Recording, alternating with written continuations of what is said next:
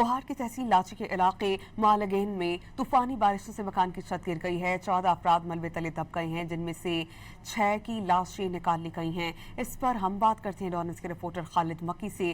खालिद, बताइएगा rescue operation किस हद तक कामयाबी से जारी है?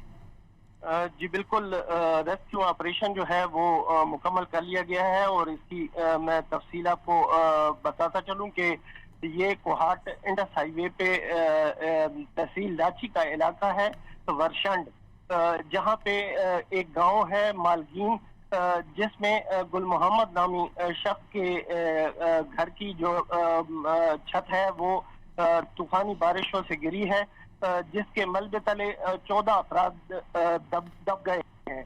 इब्तिदाई इतलात के मुताबिक जो रेस्क्यू टीमें हैं वो कोहाट और करक से मौका पर पहुंच गई हैं और उन्होंने मलबे तले से लोगों को निकालना शुरू कर दिया है और जो अस्पताल से इब्तिदाई इतलात मौसूल हो रही हैं और उसके मुताबिक 4 अफराद की लाशें जो है वो इसमें से मलबे तले से निकाली गई हैं, जिनमें से ज्यादातर तादाद जो है वो खवातीन की है।